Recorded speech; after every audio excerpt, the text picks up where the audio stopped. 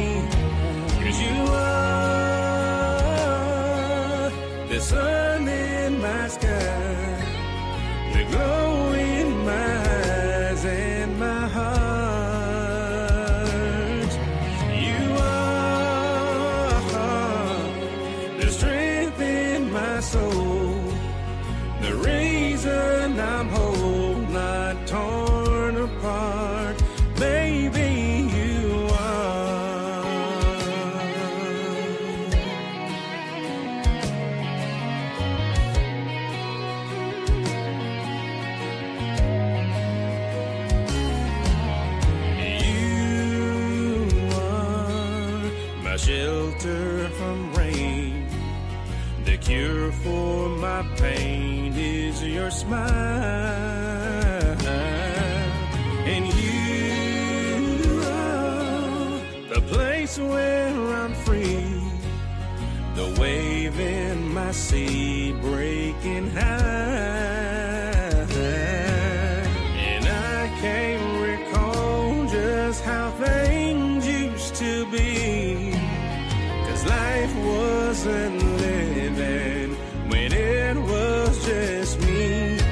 'Cause you are the sun in my sky, the glow in my eyes and my heart.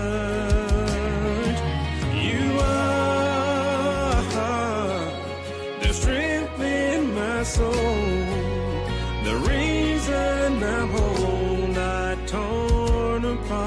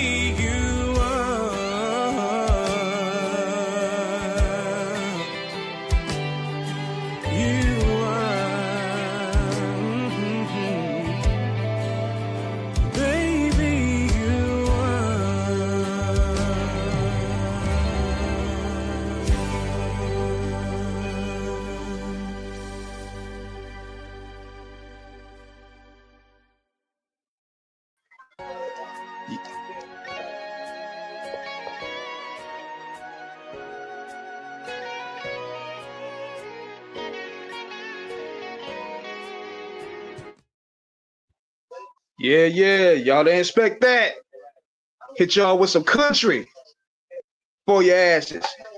But yeah, this is Off the Cuff Radio. I'm your host, King Eric, the Media Assassin, and I got T-Max with the facts on the line. What's good? What it do, y'all? Another magnificent Monday of the most musically journalistic excellence and that outstanding frequency Off the Cuff Radio. Shout out to our co-host and spirit, Eli Sandman, Lady Chinchilla, and DJ Sincere of Dirty Basement Music up in New York. We are live and direct. What up, Chilly Chill? I see you in the YouTube comments. What's going on, man? Hope all is well. King, we have a very, very uniquely distinguished, incredible, indelible man who has laid down some of the most legendary music, some of the most soulful sonics, some of the most timeless classics to the Death Row catalog. But he has also done what we call in the music industry the second act, where he has pivoted into a whole nother lane, and not only pivoted, he has piloted excellence in terms of landing his new lane in terms of what he's doing in the music game. King, tell everybody about our guest tonight, and shout out to the realist for hooking us up with him. Yeah, the realist is on the line with us too. So our guest tonight, as a part of that original Death Row alumni, this guy has played a major role in a lot of these classics that we heard in the 90s. And, I'm going to bring him on so he could be more descriptive of what he was a part of, so he could give us a history lesson. So he's here to tell us about his musical journey, his grind, his dedication, the way he's switching new genres so effortlessly, as you can hear with the new single, Baby You Are. Let's all welcome Sean Barney Rubble Christopher to Off the Cuff Radio, along with the realist. Jip. What it do, y'all? Man, I think we done, Avery. That was the intro and the outro. Yeah, man. They roll that red carpet like a motherfucker. That was incredible. Thank you, brother. Thank you for joining us. Thank you both for joining us. Man, I'm honored. I'm completely honored. Believe me. Man, the realist, once again, thank you for the alley-oop that we slam dunk, on the radio funk. He has nothing but great things to say about you, Barney. Obviously, your lineage, your legacy, your history, your incredible ability speaks volumes in terms of how you have not only had your hand in creating classic songs, but these songs also help to define a generation musically. Yeah. That as long as the world keeps going, like Snoop said on 213, to be a rapper was my dream, and to make a lot of money and to have a handful of rings. Man, I mean, and to make the kind of music that the whole world sings. Yeah. You're part of that legacy with him and so many others. Tell everybody about your journey. Oh my God, man. It started way back for me when I figured out that I was a little too small to play college football. I was fast, but I was way too small. It was people 3 times my size that was just as fast. So I said, well, I'm pretty decent at this little singing and picking out music. I've never had a piano lesson. I've never been trained as a pianist.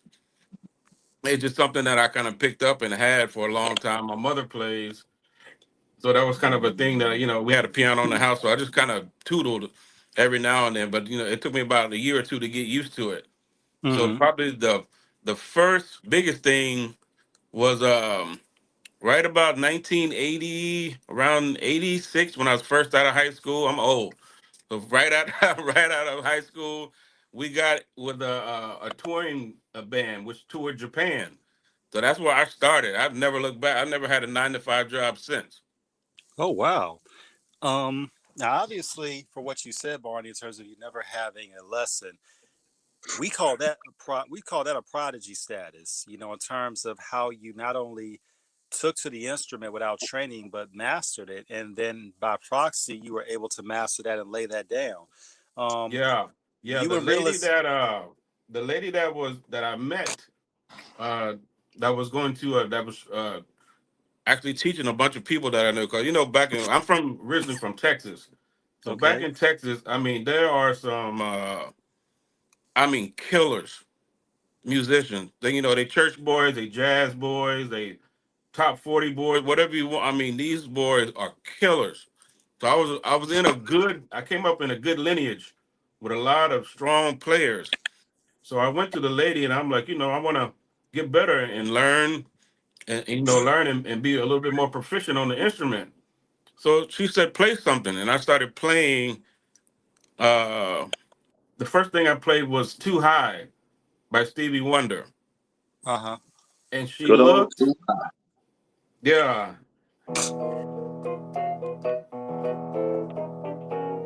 Oh no, So I we're not started. finna do that. Oh no, we're not finna do that. Yeah, man, let's fire this thing. Hey man, let's fire this motherfucker up, man. Realist, go ahead and freestyle on that. Go ahead and drop a few bars Oh on that man, while he's no. doing it. I didn't know you was sitting in can, front of the dope. can y'all hear it? Yeah, we can Hell yeah, hear it. when you hear that. So she asked me to play something. So this is the first thing that I played, and this is like completely by ear. So I don't know if I'm playing the right notes or whatever, but everybody that plays it is actually telling me that I'm making it more complicated than I is. So I'm actually playing more notes than that's actually there. So, but it was.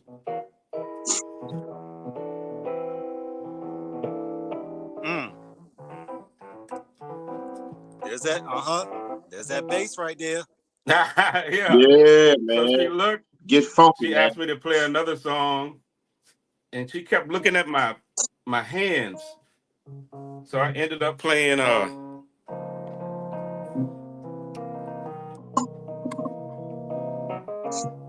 Overjoy. Oh my goodness. and she Yes. was like, "Are you playing these by ear?" And I said, "Yes, ma'am. I never had lessons." And she said, "Well, I have to be very honest with you. I don't know if I'm going to be able to teach you." And I'm like, "Oh man." I'm like, why? And she said, "Because you've developed like your own system." And she said, "If I teach you the real way to play, it's going to completely make you start from the beginning and Oh, question everything that you're doing." But she said some of the fingering positions that you're using are completely wrong, but they're working. You are making them work. She said, "So I don't wanna like structure you, but what I can do is she taught me different chords and made me stronger with my left hand." Because I was used to playing bass lines and stuff with my left hand, so I never really had a strong chording left hand. But she taught me little tricks. But that was it took me about a year and a half, and I was on the road. I was touring with people. man.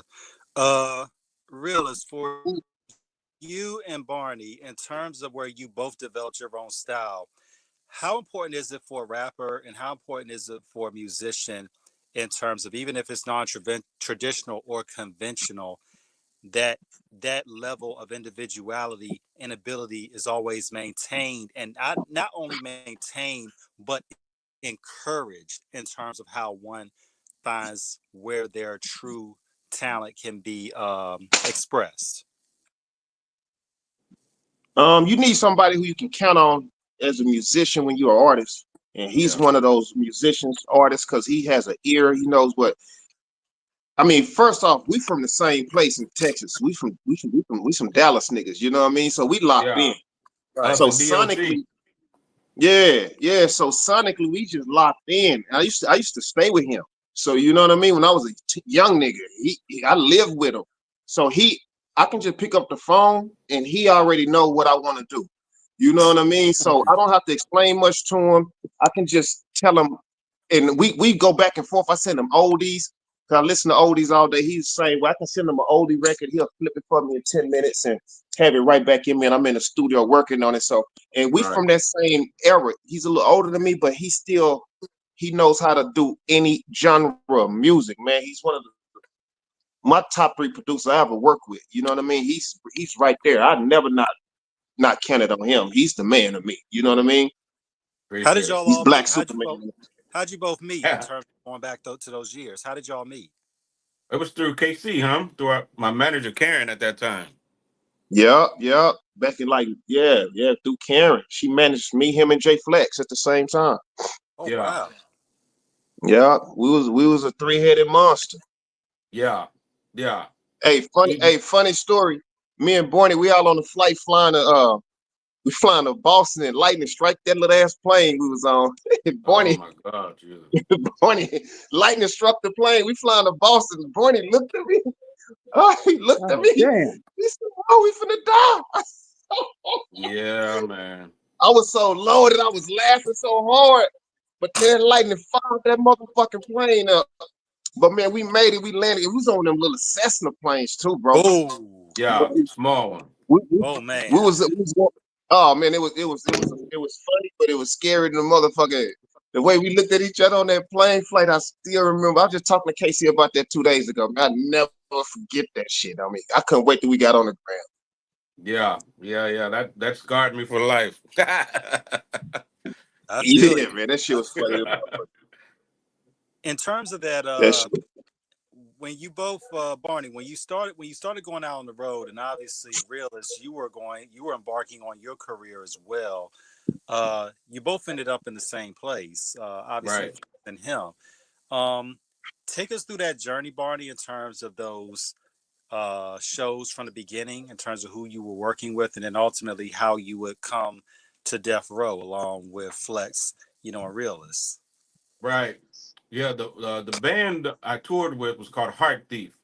And we played the reason I got really what's the word? I guess I could say rounded and really I don't know the word I'm looking for, but rounded. I got because we played everything. We played Cameo, we played Richard Marx, we Oh played my goodness! Hold Chicago. on to the night. Keep coming back.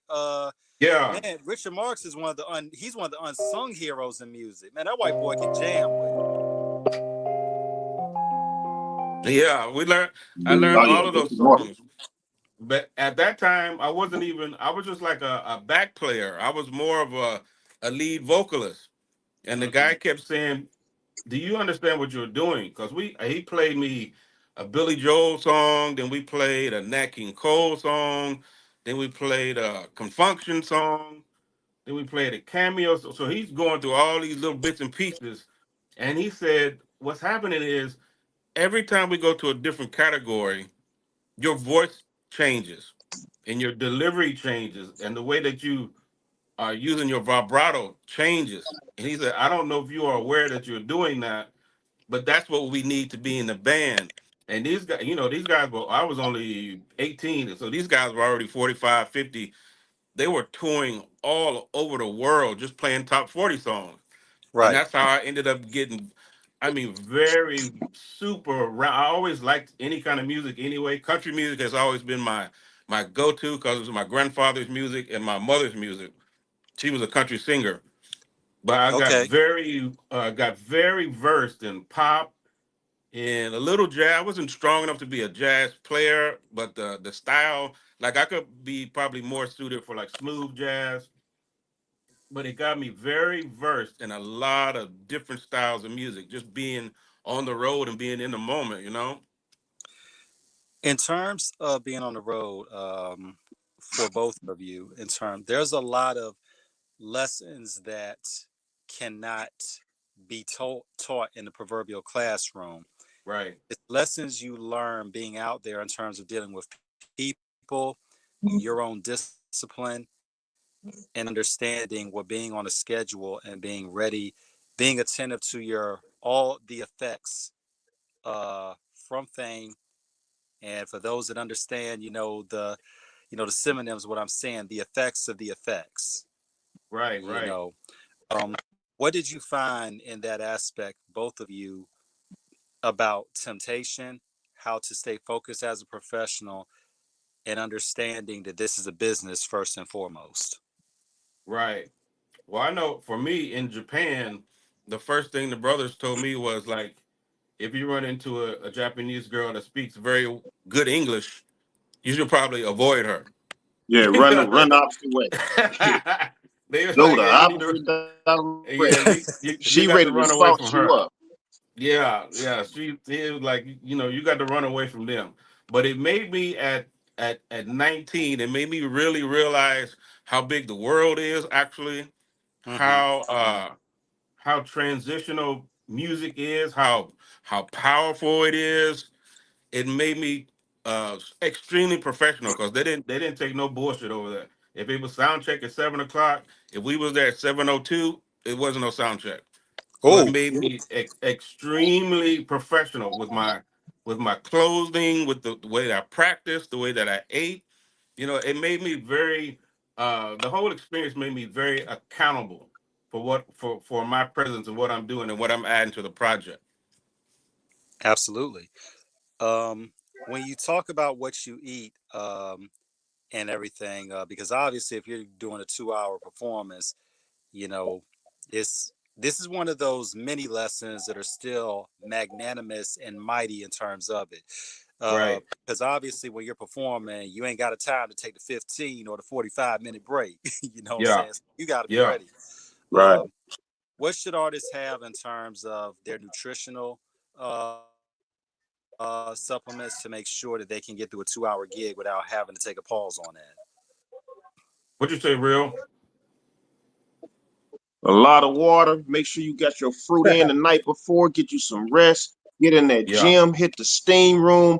Man, I got a regimen I fuck with. Man, I don't drink liquor. I don't smoke weed. Niggas think I do because I talk about it. Barney will tell you it's just not my thing. You know what I mean? Yeah. Never. Right. You gotta keep your youth upon you, man. You know what I mean? This is Hollywood out here, man. You know what I mean? You selling some shit to these motherfuckers. I'm gonna talk about whatever you like, homie. But one thing, I'm not a junkie. I don't do dope. You know what I mean? I'm gonna tell you some shit that's gonna make you live longer fucking with me. You gonna see me. If you put a camera on one man for 24 hours, he'll tell you 10 years of his life. Believe that. Because you're Yeah. gonna catch all of his habits within that 24 hours. So you can put a camera on me for 24 hours. I'm gonna give you 10 years of life, homie. Believe that. You go see how to survive shit, homie. You know what I mean? You don't have to go out and party every night. You ain't gotta smoke, sip, lean, smoke, powder, fuck all the bitches.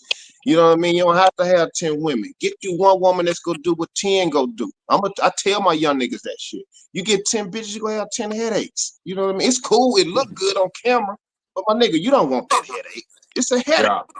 It's a Yeah. headache. I'm gonna survive this shit. And I'm gonna be a dinosaur in this motherfucker, homie. Believe that. Yeah. Shit, we are actually. Yeah. We and, survival of the fittest, homie. and still killing shit. Still Man, killing shit, man. Barney had a program when I lived with him. This motherfucker get up early in the morning, nigga cook, hey, real breakfast ready. Nigga had a gym in his house. We go in there and buff. I'm talking about not no little light Yeah. workout.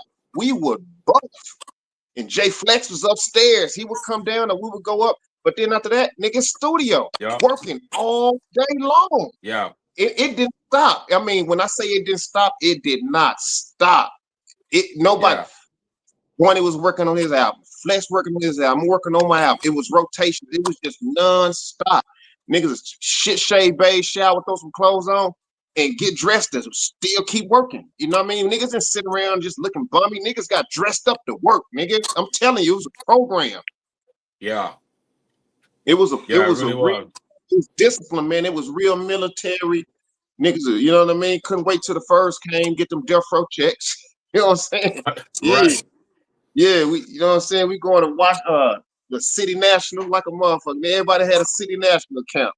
Yeah. With Denise, what's her name? Denise, the lady used to let us cash our Black checks because we Blake. didn't have no ID. You Niggas motherfucker didn't right. even That have. black, she looked that. We She didn't even looked that have like a ID. motherfucker. She'd give me 10,000. She'd give me 10,000 every time. I need 10,000. Well, okay, just come over. All right, yeah, give me 10. Give me 10. Yeah. You motherfucking. That shit was crazy. so how did y'all come? So how did both of y'all come on Death Row's radar in terms of when y'all eventually would come to them? I first came on it wasn't even I've been around before even Death Row was even in the process of being made. I was with Suge. So I came on with Suge. I met Suge through another producer out of the Fort Worth, Dallas area named Erotic D. And we all Shout Roddy out him to and I, Erotic. We had him on the show. Shout out to him.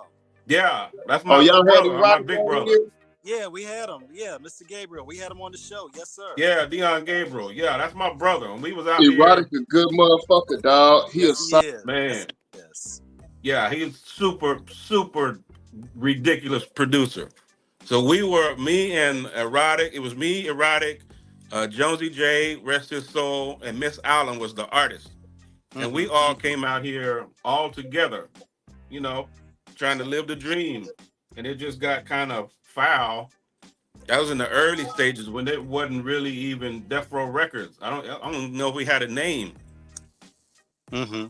So I came in and they started grooming me to be actually Michelle A's band director. Oh, wow. And it was another Dre named L.A. Dre, God rest his soul, Mm-hmm. that was actually helping with, I think they had just finished her record. She was just starting to blow up. And we actually, me, a couple of other people from Texas at that time, ended up sleeping in L.A. Dre's little back pool house. Mm-hmm. And that's how I got really close to, me and Suge got really close. That's how I ended up finally meeting Dr. Dre. But they were grooming me to be Michelle A's band director and keyboard player. Man. Now, when you think about this time, Barney, this is like the how do we make how do we how I'm trying to think of the proper um analogies to place for this. This is like Bill Walsh and his coaching staff at Stanford and with the 49ers and a tree that will come off of that. Yeah, This exactly.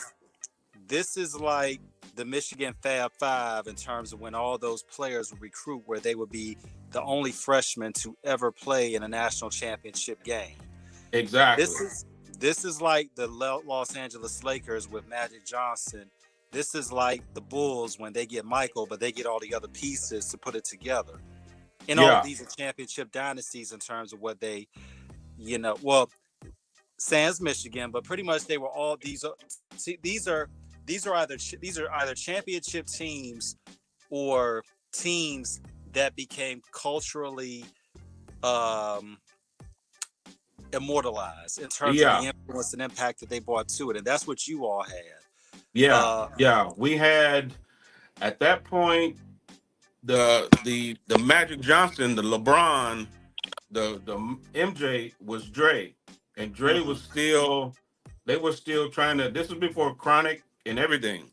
They were still trying to get him out of his Ruthless contract. Right.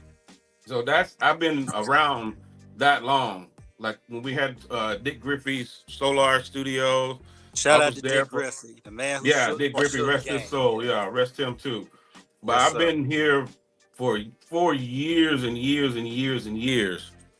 And then it really, after the birth of the Chronic, because I had went home for a little while, and by the time I got back, they had the Chronic was finished. So I ended up really being a part of Death Row on the Chronic remixes, and from there until the end.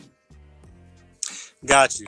Now, when we look at that time, Barney, because obviously Dre, shout out to Uncle Hutch from Above the Law. Yeah.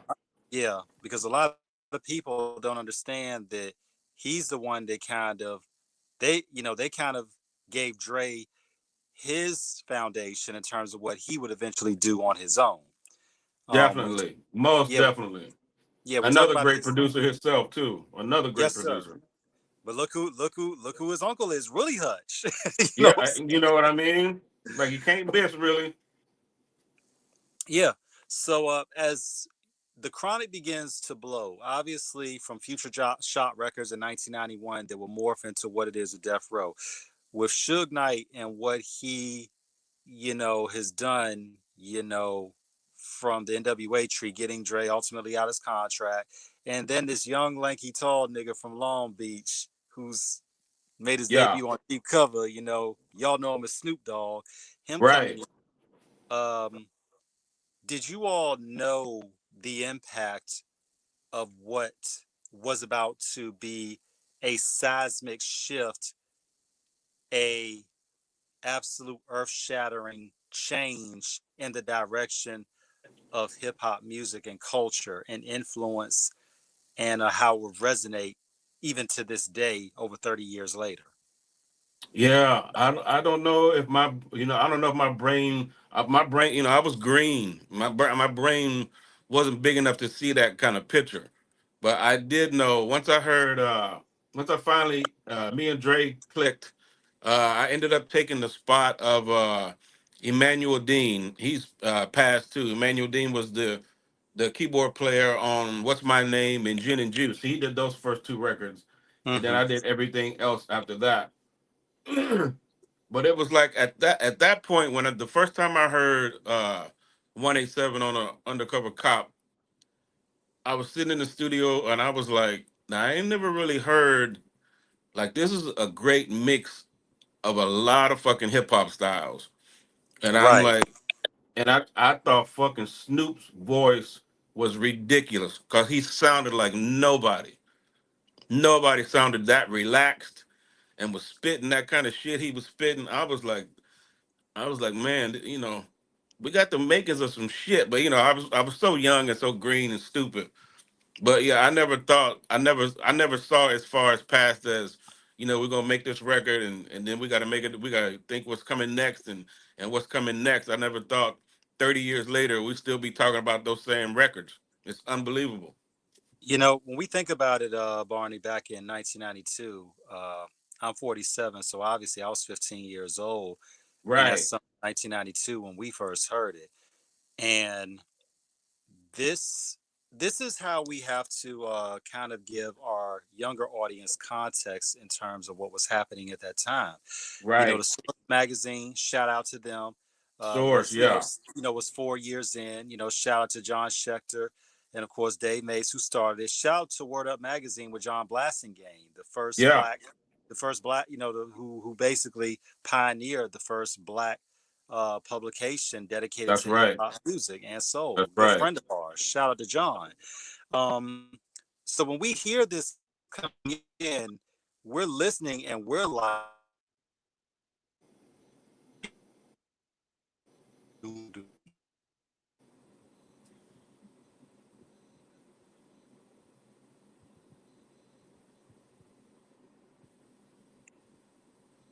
Uh-oh, we lose him?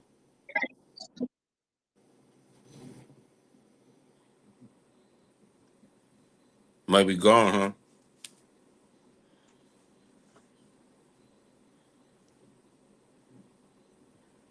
Rio, can you hear me? Yeah, I lost a little connection right here.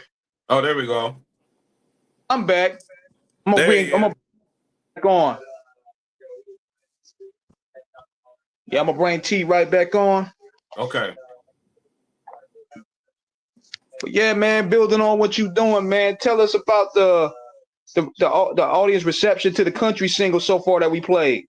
Man, I've done two shows in Nashville and got two standing ovations.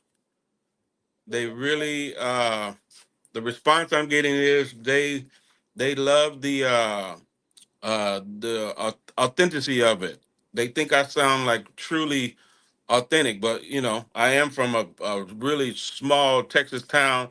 Matter of fact, when the first time I came out here and met everybody at the Death Row camp, I used to be the butt of every joke. They would make me talk, and everybody would just fall out in the fucking studio and just laugh because I was so fucking country. okay, all right, we had a little bit of technical difficulty, but we're back. So There you yeah, go. so it's like, and it's crazy because Dre still said that he didn't like it, and we're like, Dre, how could you not like this? Yeah. Well, he was super. Well, he is like super perfectionist. Hmm. He's a super perfectionist. That's why all the records sounded like they did at the end. Like once everybody put their thoughts and energy into it, he mixed the record. But he's a super, super, super perfectionist.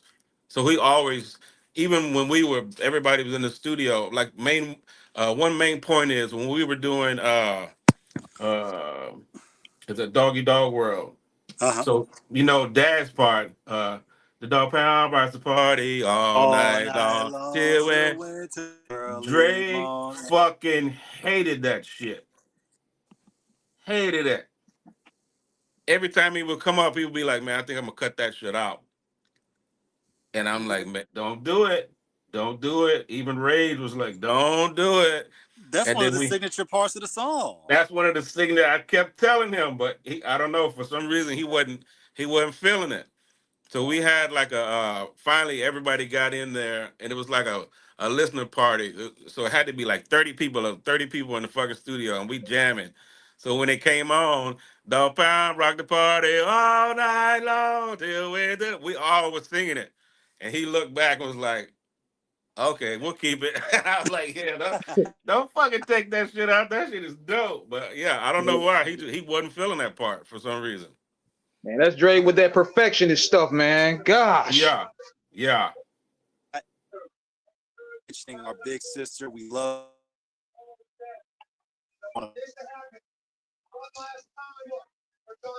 Hard. She is a soldier, 20 toes down always. When you think about that, so as you're seeing this, Barney, obviously Death Row is by, I believe it was November. And shout out to Spirit Wonder. What's up, man? We saw you in the comments. I think around, was it November 28th, 93 is when, I believe, if I got it right, and if I'm not, someone in the comments correct me. That's when Doggy Style is released. Yes. So that album pretty much, Death Row goes 2 for 2. Oh my God, yeah. I mean, and when we look at that, it's shout to Krista Glove Taylor as well, another distinguished alumni. Yeah. LA veteran, definitely. Yeah. So, he's a legend here, yeah. I mean, so all of you came together and did something tremendous. Yeah. Now after that record, I can tell you. I'm sorry not to cut you off. No, go ahead, please, go ahead. But after listening to that record in its entirety, now that's one of the times, because I was a little stronger in the game. I was a little bit more confident in my playing and what I was adding to the bringing to the records and stuff. But once we heard the whole record, because I was in the studio while Dre was mixing and editing, and we played the whole record, and everybody was just like, man, this is a motherfucking record, dude.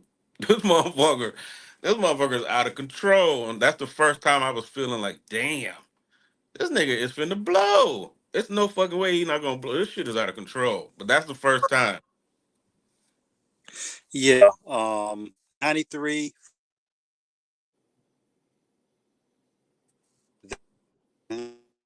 And this is a time back in the day where you had the brick and mortar record stores, Sam Goody, Mothers, Virgin Tower. Music, man, Warehouse. Yeah. Stores literally couldn't stock. Yeah. I mean, gone. Every record store, gone. Yeah.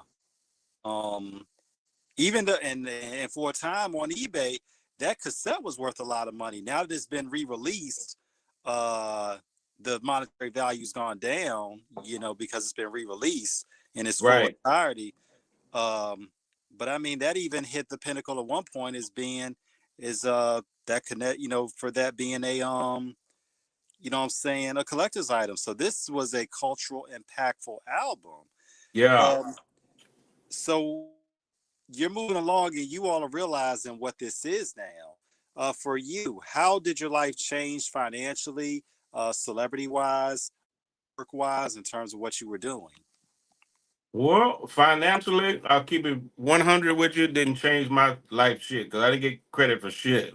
I didn't get no fucking credit for shit. And I can just play you some of the stuff and you'll be able to hear it. But some of the stuff, like I said, Emmanuel Dean played What's My Name and Gin and Juice. That was him. But a lot of the records, like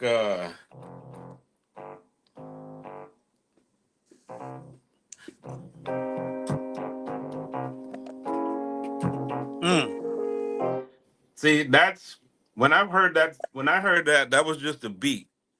There was no keyboards, there was nothing. It was just a beat. And I heard Daz rapping and Nate was singing. So I started playing to what they were rapping and singing to. So it was like a lot of stuff that it should have been life changing for me. I didn't really understand it. We was on a weekly salary and that type of shit. But at the end of the day, I didn't really understand the significance of publishing and getting your credit and all that kind of shit. Like even the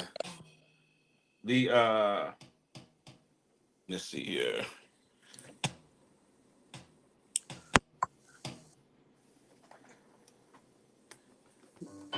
Even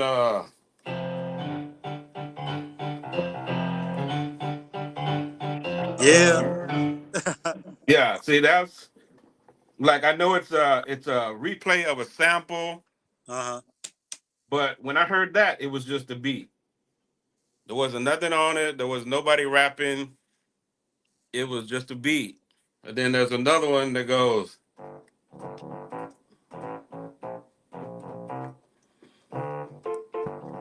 Dun, dun, dun, dun, dun, dun, dun. That was just a beat. So it's Yeah, a Big lot of Pimpin', those. yeah. You know what I mean? There's a lot of those records that, like you said, have become legendary, like iconic records that I had a major, major fucking part in that I didn't get any credit for. I think on Snoop's record on Doggy Style, I got like a thank you at the bottom, Mm-hmm. and that's it.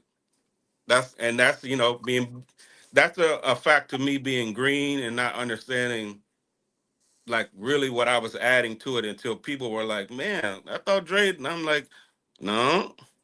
And Dre never ever told me what to play. He told me what I liked, what I played that he liked. He never gave me any ideas or told me what to play. All the stuff was coming out of my head, and all those melody lines were coming out of my head. That's all out of my head.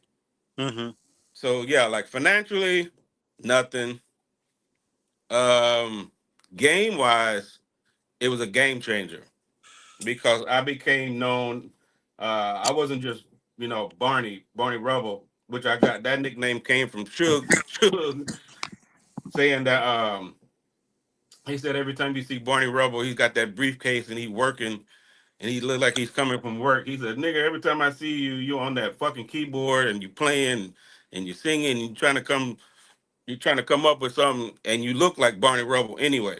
So that's your name. That's who you are, Barney Rubble." And literally, I swear to you, fam, from that second on, everybody started calling me Barney. Mm. Um, Looking at that time in the 90s with hip hop in general and California specifically, because obviously Death Row was the flagship really albums were released. When you look at Ice Cube's Death Certificate released in 91, Right, Above the Law's Uncle Sam's Curse released in 94. right. Compton's Most Wanted, Music to Drive By, 1992. It's just so many. Too many classics to name. Oh my God, yeah. You all literally, for the better part of you know, you all pretty much had that shit on lock for about a good 3-4 years. Oh yeah, yeah. We had the key to the city. Yeah. Key to the city. That's what I was getting in. That's what I was getting to. Go ahead. I became Barney Rubble, but it became synonymous with Death Row. So anywhere I would go, any studio I would walk into, I'd be like, "Yeah, I'm Barney," and they'd be like, "Death Row Barney?" And I'd be like, "Damn, how you know me?" He was like, "Oh man, I know so and so," and they was talking about you. You the one that's playing all the keys and doing it, but it would happen everywhere. So I didn't get the credit on the records, but I got the street credit of it, and I got to play on many, many other records. It led to me being on on Shaq's 2 platinum albums. Right. It led to a lot of other work outside of Death Row, actually, because when I left Death Row, I actually went to Quincy Jones over to Quest. Oh man. So it Ooh. opened like many people. Really, nobody really knew my name as Sean Christopher Thomas. My first, middle, last name, my government name, basically. Everybody knew me Barney Rubble, but I became Death Row Barney Rubble, and they were like, "Oh, that's even how I met Coolio." at the studio. Rest in peace. Him Rest and in peace. LV, they were working on some stuff, and we were at Echo Sound. They were in A, we were in B. I was actually in B with Laylaw. Yeah, man. Rest in peace to Remember? Laylaw, Yeah, man. rest in peace, Laylaw. So we were over there working on some stuff with Laylaw. I walked out, and Coolio was outside, Mm-hmm. and I was talking. I was like, "Hey, man, I'm Barney. It's nice to meet you." And he was like, "Barney," and he said the same shit. The Death Row, the Death Row Barney, and I'm like, "Damn, why?" I'm in my head. I'm saying, "Why in the fuck?" Everybody keeps saying Death Row Barney, but he was like, "Death Row Barney." He was, "Oh man, you got to come in here." So I went in and met LV. So in that way it changed everything because it allowed me to work and do a lot of fucking work. I got to do a lot of fucking work around LA. I was very well known. Who were some of the artists that you got to work with in addition, in terms of penning some classics once you really branched out?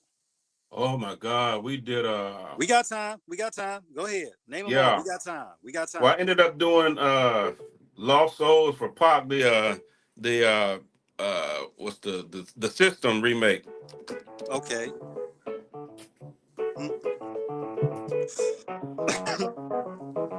Don't Yeah, I disturb ended up this groove. Yeah.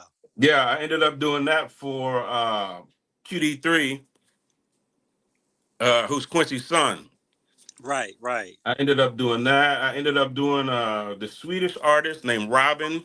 She was a real soulful white girl from Yeah, Sweden. Show Me Love. That song Show Me Love. Robin, yeah, I Yeah, ended up doing Rob. the remixes for that. Man, it was so many projects. We had Shaq, we had Deion Sanders. I got featured on. Oh my God, so many. I don't even remember how. I got to look at my own discography to remember some of the stuff. But yeah, it opened the door to my production status and gave me a lot of work. Now we remember Deion Sanders' album Prime Time when I believe he released that on Hammer's Busted label. I believe. Yeah, I think so. Yeah, Yeah, my must be. song is Prime Time Keeps Ticking. Yeah, because where Yeah, they that's interviewed me. him about it.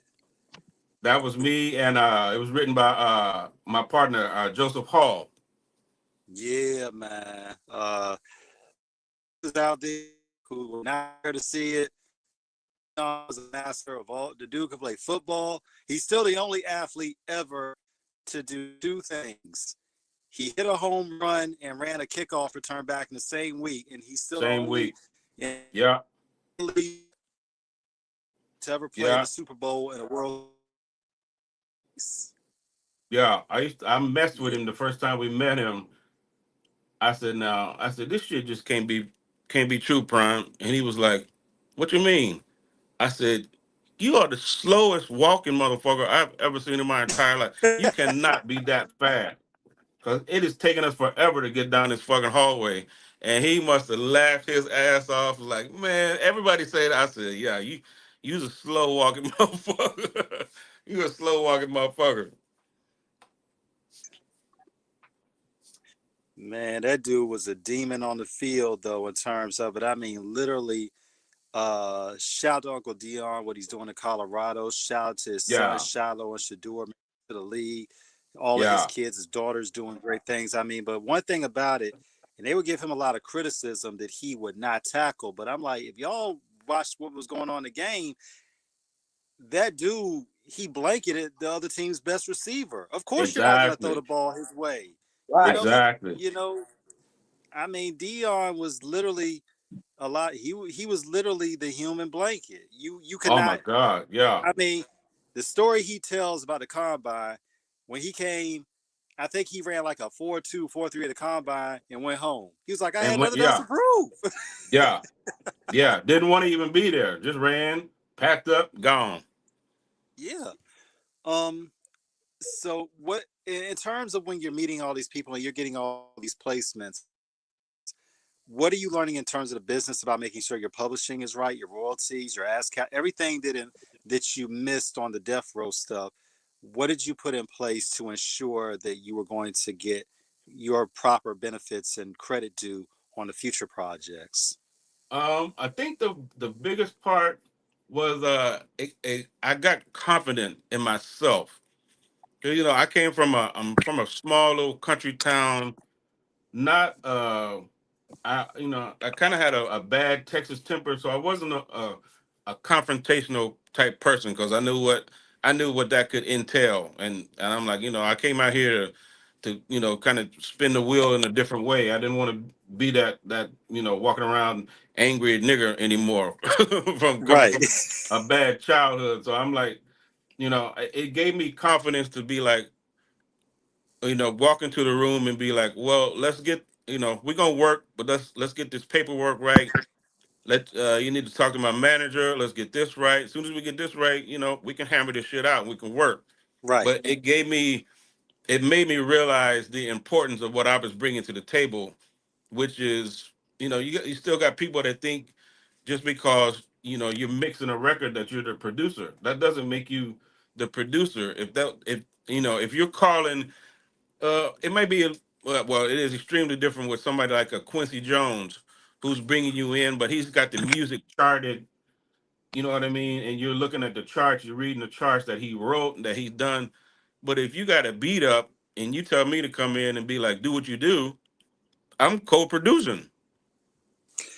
And that comes from another section. Obviously, we're keeping this separate from the current situation that he has going on right now because we're strictly talking about this from a musical aspect.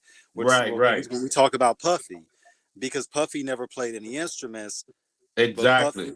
but Puffy would be the guy who would have an unbelievable ear in terms of understanding what would sound good on a record, just like with Irv Gotti. Irv Gotti, Exactly. rest in peace. He wasn't necessarily a producer playing instruments or what have you, but he had an ear. He said in an interview one time, niggas would lose their mind if I could articulate everything from what I thought of how it should sound into Right. bringing it into the real world. Right. Right. Mm-hmm. Yeah, it's a thin line. Even I could give people more credit. Now if you had an idea, like you hum me something and I expound on that idea, that's still your idea. Okay, I get that. I can roll with that shit. Right. But to come in and the only thing you got is a beat and a concept, you know, you tell me because nobody ever told me what to play.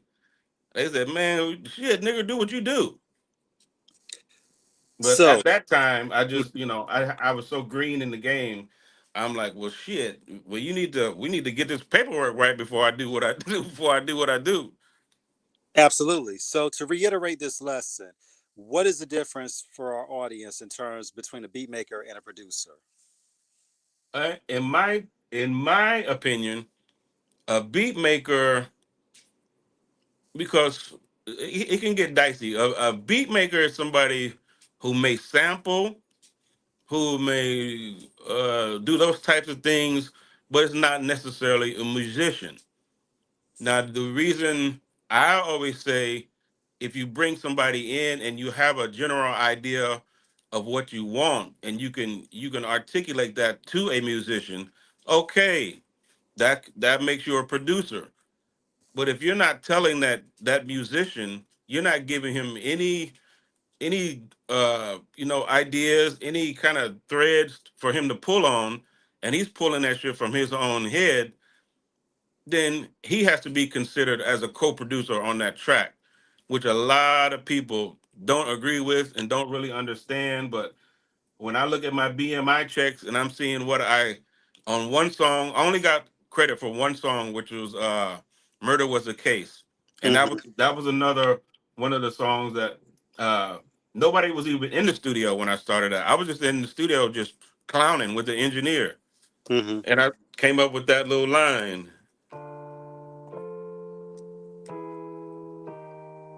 And I had just learned how to start sequencing with the MPC. So I was like, Mm-hmm. no, I said, I want to make it like a choir. So I added some effects to the choir, and it was, ah. And when when Snoop and them came to the studio, the shit was laid out. I had the bass line going, the whole shit was going.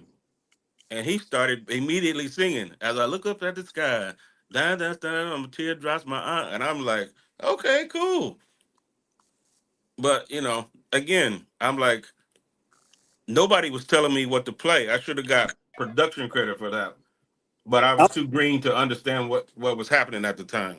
The remix may have got the most play, Barney, but I love that album version. I still say that album version should have been Yeah, the I'm on the first remix release. too. Yeah, but Boom, I boom, boom, boom, boom, but I boom. love the I love the original. The original to me, I think, just should have been the release one. Uh, Yeah, just like with Rage's Afro Puffs on Above the Rim soundtrack. I'll tell you a I think. crazy story about that. Rage Go ahead. Go hated ahead. that fucking track. Say what? She hated that fucking track. Why? I hope she don't get mad for me saying it, but she hated it because Rage is a more of an East Coast girl. Right. At that time, Farmville, she Virginia. was. She's from my state, Farmville, VA. Yeah, yeah. She had I guess the sound in her head that she heard for herself was way different. It was way different. And uh by the time we finished it, she just was not feeling it. And I remember Dre being a little pissed off because we were all like, you must be everybody, Dash, Corrupt. Everybody was like, you got to be out of your fucking mind, Ray. This shit is incredible. But she ended up writing Afro Puffs and recorded it. But I don't think she ever really got into the track. It just wasn't some shit that she really liked. That Above the Rim soundtrack, when it dropped in winter of 1994, it went platinum in 2 weeks. In 2 weeks, And yep. and I mean, to hear songs like Afro Puffs, to hear the SWV remix of Yeah, anything, to hear Big Pimpin' with the Dog Pound, yep, I mean, to hear Gonna Give It To You with Aaron Hall and Jewel, rest in peace. I mean, yeah, the whole dude, I love that soundtrack so much. I have 2 copies of the original cassette. yeah. And see, my band was Rhythm and Knowledge at that time. So we're on Okay. that soundtrack. Would You Bring the Dog Out? Yeah.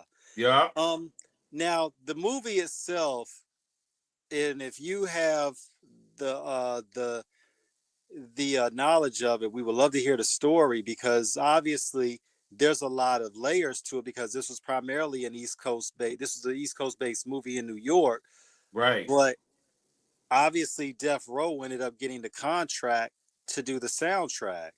How did that happen? You know what? I have no idea about that. I was so apart out of the business phase of it. I really have no idea how that happened. I Okay, have so no idea. so tell us about when you got that call that y'all were going to work on it. What was that like? Oh, I had already heard a quick song. I had heard Aaron's song. I'd heard like probably 5 or 6 of the songs, and then I heard Dash say they was gonna put Big Pimpin' on there. So I'm like, okay, so I have one on there. They finally chose our song, and I was like, well, shit, this soundtrack is like a doggy style. I'm like, this fucking soundtrack is gonna be out of control. Yeah. Like you say, 2 weeks, bang, there it is. And I mean, this is where Tupac unofficially gets his start on Death Row in terms of working on those tracks. Exactly. With Pain and Loyal to the Game. Yeah, Uh, exactly. and at that time with Pop, we knew about him. He was 3 years in earnest into his solo career from with Tupacalypse Now in 1991, Strictly for My Niggas, released in 1992. Right. So it's like he's he just blows up out. And then of course he's still doing his acting because he does Juice in 1992, and then he follows that up with Poetic Justice in 1993. Right. Right. So by then, this guy is a superstar. Yeah.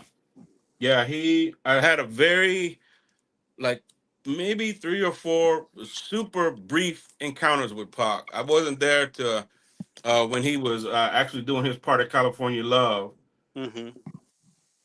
But yeah, that's me on both the original and the replay of Intimate Connection on the. I think they ended up calling it the remix. Right. But yeah, he was. The one time I met him, he was super energetic. He was super cool, and then the next time I met him, it was like a totally different person, which they said could happen.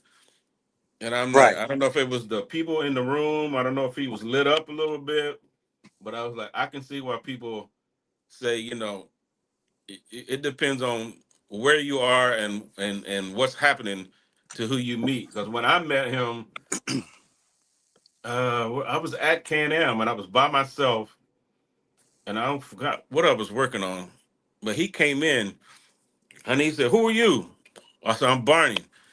And he said, "You're Barney. You always be with Dre." And I'm like, "Yeah, most of the time I'm with Dre."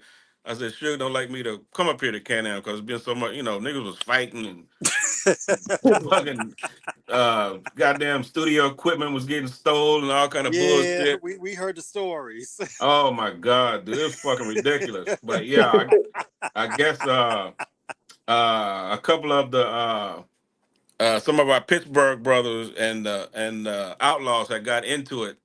So after that, Suge was like, "No, just stay with Dre. Stay with Dre in Calabasas. Don't come to Can-Am." Next time I went in, I'm like, you had to walk through the door, and there was a cop at the door that would Oh frisk Lord. you, look through I your fucking dats and shit. did, I ended up calling Suge, like, why is this nigga looking through my fucking dats? What this? He was like, yeah, no, Barney's cool. Barney's cool. You like Barney? dude, Oh, I'm thinking about that Dave Chappelle skit on Making the Bed on his show where he's like, he's doing the puppet. I got to do it, y'all. I got to shut the studio down. yeah, I got to shut the studio down. Yeah, that's exactly. And now next time you come back, you got to talk through a little box at the fucking door, and there's a off duty goddamn blood cop sitting there. He going through your dads, he going through your pants, looking through your bag. And I'm like, come on, dude, what the fuck is going on? You can't create in this kind of shit. What kind of shit is this? Unfucking believable. But yeah, Yeah. the first time I met him, I was in there. He came in. He said, "You a Barney? You out with Dre?" And I was like, "Yeah." He said, "Man, the shit you played on that remix." So we had a really brief conversation. And he said, "I'm about to tell Suge, you know what? Stay right here." And he walked out, and never he never fucking came back. So I don't know what he was about to tell me, but he ended up going with Suge somewhere. But yeah, it was very brief. Yeah, Pac definitely he was one of a kind, and there's a lot of stories that are said about him. Shout out, to everybody in the crew, all the outlaws, everybody. Yeah, Hustle Simmons, a good friend of ours. yeah. I'm saying, it was a lot going on, Oh and my God, dude. I You mean, have no idea. yeah, with him, there's a lot of story. I'm like, one thing me and King always talk about is like the Pac stories ain't never gonna die. Oh no. And you probably ain't There's, heard there's a half the new one like shit. every day. Yeah, that's what I'm about to say. You probably ain't even heard half the shit yet. Probably ain't even heard half that shit yet. He still got so many songs people haven't heard. I'm like, this dude can be around. Well, he's gonna be around, but his music, I mean, he could release like 2 or 3 new fucking albums right now with all new shit. Man, um, so it should He literally lived like 90 years and 25. Yeah.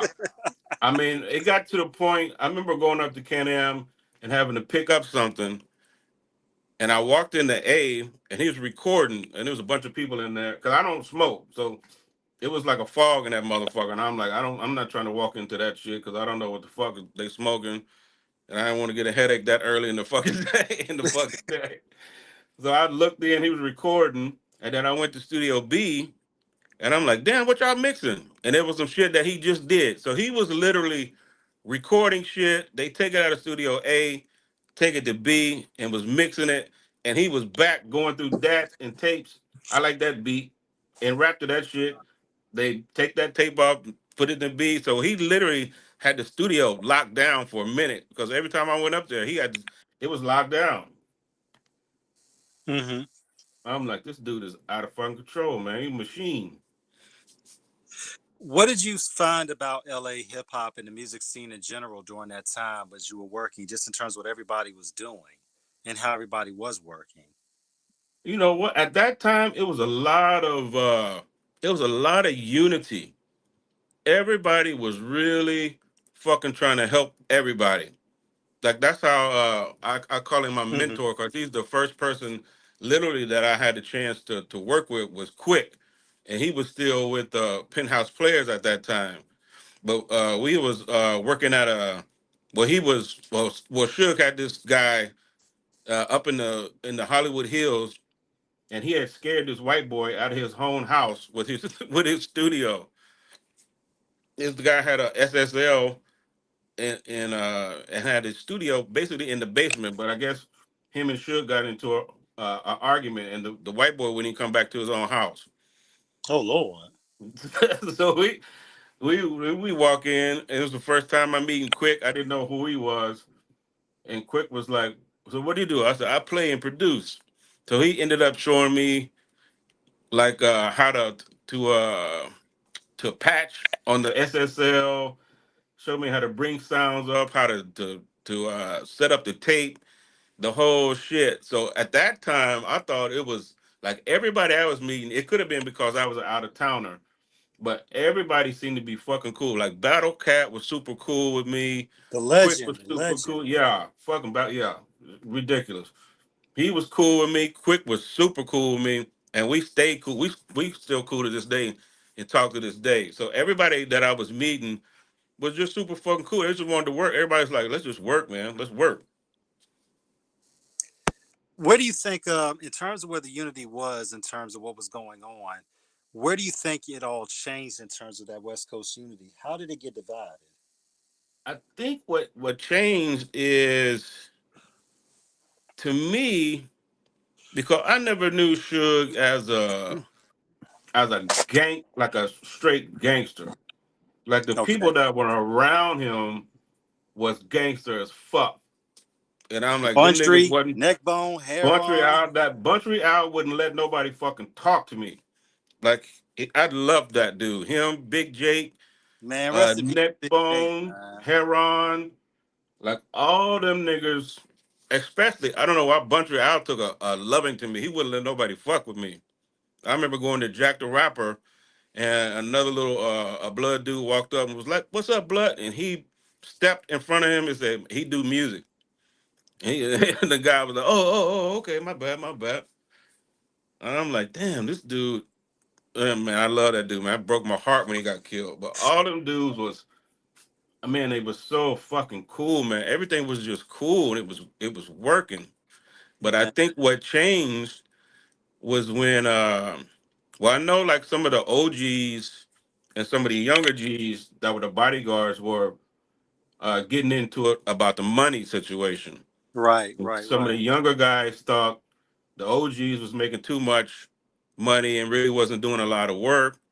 And they were like, well, we doing all the fucking work. Well, and that's some shit I didn't want to get into because, I'm from Texas. I ain't Bloods or Cut. I'm like, nigga, I'm trying to work. I don't know nothing about none of this gang shit. Don't want to know nothing about it. But the energy after that changed. When we think about it in LA, we think about it in the Bay with Pop. Another uh, or the soldier, Kristen Parkis, shout out to her too. Yes, yeah, Um, when Pop was in the Bay, shout out to our people, Uncle Richie Rich, Spice One, all those guys. Mac Mall, Young Lay, Kyrie, the Young Black Brother Collective, all of those guys who were really doing it back then. right. CMG, rest in peace, Special One from Conscious Daughters, Paris. Uh, that Bay, the Bay, oh my God, E40. Yeah, Andre Nicotina, aka Dre Dog. They were doing their things in the 90s. Souls of Mischief, the yeah, Hieroglyphics crew. It was just it was yeah, time in music, man. yeah. Um, Bay Area brothers that I have in contact with and worked with, they have it's like to me it's like a Dallas nigga and a Houston nigga. Like we're mhm. from the same state, but we really don't, we don't really rock the same way. Right, styles are different. You know what I mean? Everybody that I've met in the Bay is super fucking cool, super laid back, really on some. you know, Get how can money. we help each other? You know, let's Yeah. get this bread. How can we help each other? Out here is a little more cutthroat, and I think it's because I don't know if you know, I don't have really no knowledge of the gang stuff, but I don't know if the gang stuff is more relevant out this way. So brothers ain't really trusting of each other. But I get a whole different vibe. I can see it. Like I can tell a Oakland brother from a LA brother just by the vibe. Yeah. It's like Yeah. totally different. It is. It is. And I met guys, but it's definitely.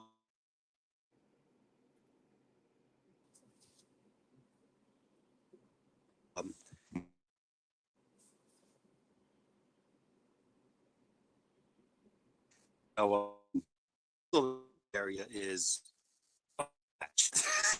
Yeah.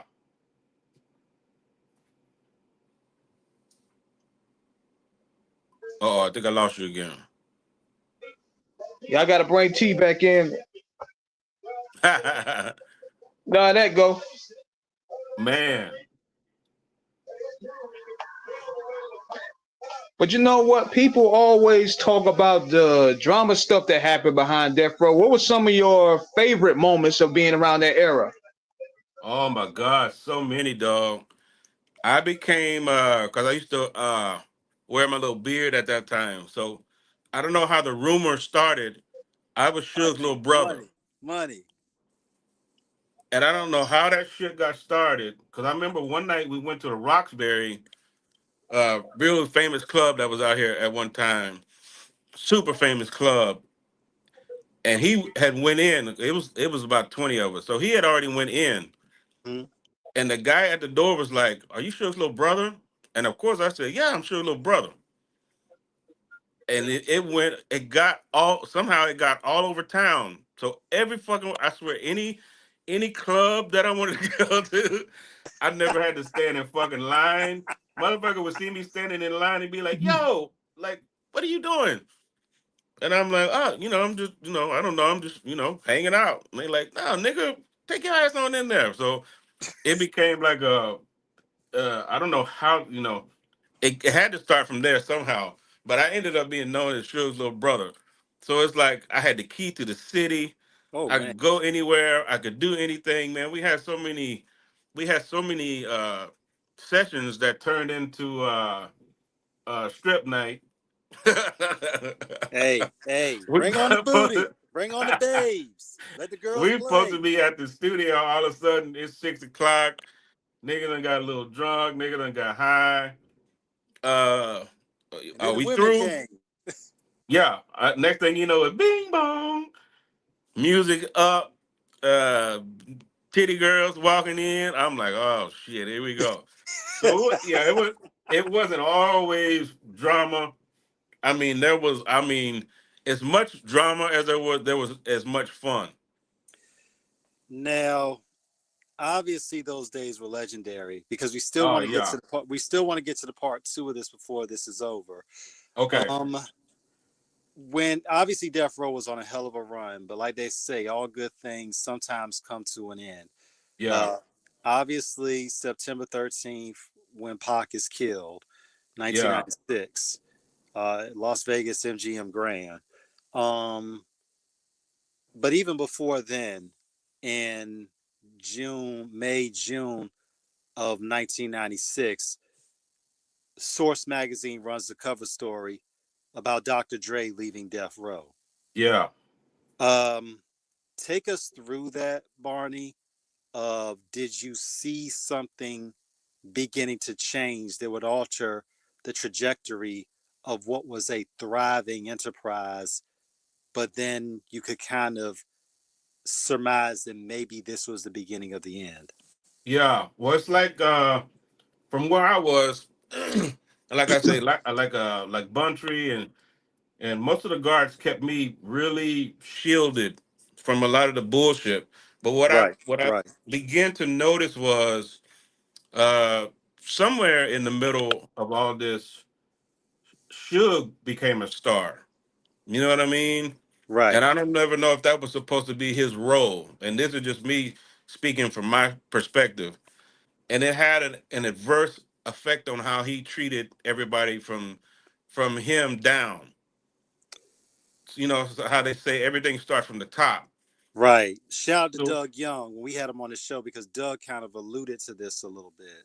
yeah, yeah. Even to me, not necessarily so much to me because he always counted on me to work, and I could inspire people to work just by coming in and being the jovial one, being like telling everybody, hey, motherfucker, on Friday I'm cashing my check.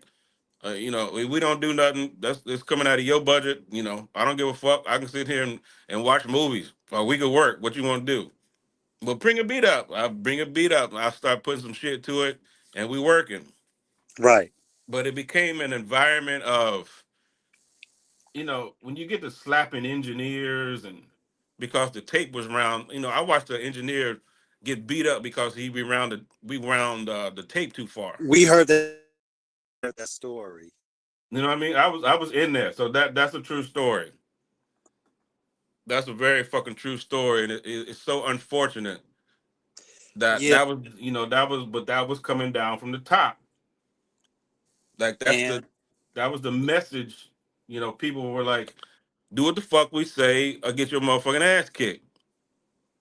And it's coming from the top, so it changed everybody's process. I think of being creative.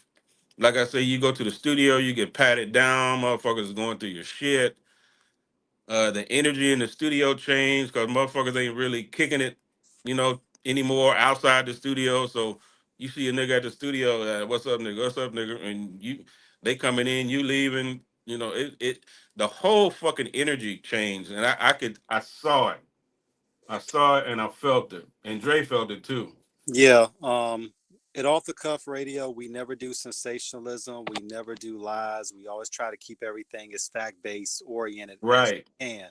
When Dre and I'm only saying this because this is coming from the magazine itself. When Dre did the interview, and right, Dre was talking about how he would come to the studio and he see random ass niggas up in there, and exactly, he was like, "Who these niggas?" And they're like, "What's up? We just got signed to this label." exactly. And there's a lot of things said about Dre in terms of it. Um, you know, and we're here to speak on that particular side of him working in the studio and him having a job doing what he was doing. And he felt like Right. the job was being compromised. And, Yeah. he was a 50% shareholder in Death Row. So he was able to walk away from it. Yeah. In the movie, Straight Outta Compton, they make that big climax at the end, where there's this showdown, and obviously we all know that did not happen. Did not. Yeah, I can't see that happening. But that was played out in the Defiant Ones, the HBO documentary from some years ago.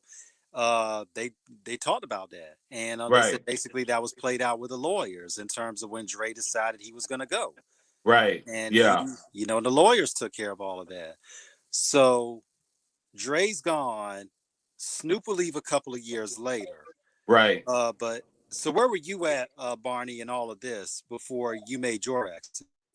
I was kind of in the middle because I had gone. Me and Dre had really bonded at that point. I thought I was somebody. Well, I didn't. I don't think I was. I was somebody that he really depended on. You know what I mean? Right. Creativity wise, because I was bringing a lot of shit to the fucking table. Plus, I never stressed him. I was never one of the dudes wanted to hang out and everywhere Dre go, I go. I wanted him to respect me from what I was bringing to the table and who I was. Plus, I had already, 17, 18. I'd already, my first girlfriend was a stripper. So I'm like, I had already kind of played that part of my life out. I was trying to be on a whole different thing. So anytime Right. they went out, I didn't really hang out and that wasn't my thing. But at that time I was kind of in the middle because he'd really I don't know if he had the idea for Aftermath at that point. I know he was just sick of the bullshit.